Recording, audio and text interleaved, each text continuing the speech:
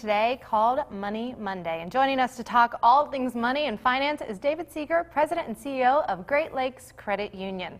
Now, let's go ahead and talk straight off about the job numbers that came out on Friday, David. Well, the numbers weren't good. And in fact, unemployment came in at 8.2, which was the same as it was the month before.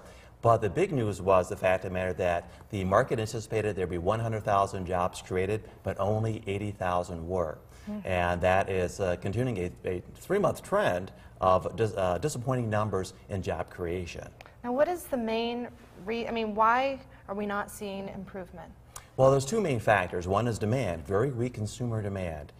People are afraid that they may be losing their job next, and what's going to happen in the future in terms of the market and things of that nature, but also uncertainty in the market.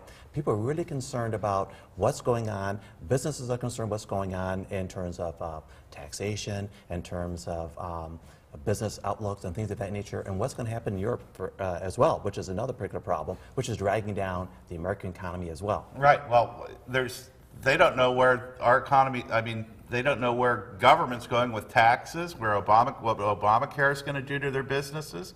And it's really hard when you have an uncertain future to say, okay, I want to hire some people and expand my business, right? Exactly, and that's what the whole situation is. As a matter of fact, one news report from last Friday, which wasn't talked about very much, was that employers right now, they're not adding new jobs, obviously, but on the same token, they're increasing the work week. The work week increased 1.1 hours on an average last month. Now, what that means is that employers aren't adding to the job force, but they're increasing the workload amongst their employees they have right now. They're afraid to add on to employees so that it's adding on to their current employees additional work and time. And employees aren't complaining, obviously, because they want the work. So That's right. Of course, they're going to stay overtime, whatever the boss says. Exactly. Everybody wants the work. Is this 8.2% a good hard number? Do you think it was really accurate, reflecting what's going on out there in the workforce? Probably. And I'm saying probably because this is what it's been the last 2 or 3 months, or in fact a little bit actually longer than that. But consistently, we've seen this type of number. I know a lot of times the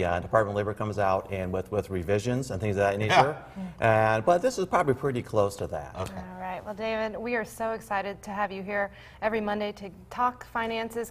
And I know a lot of us are, when we read articles, we're just like, what does this mean? So for you to be here and just kind of say in layman's terms basically what things mean, we're really glad to have you here. It's my pleasure. All right.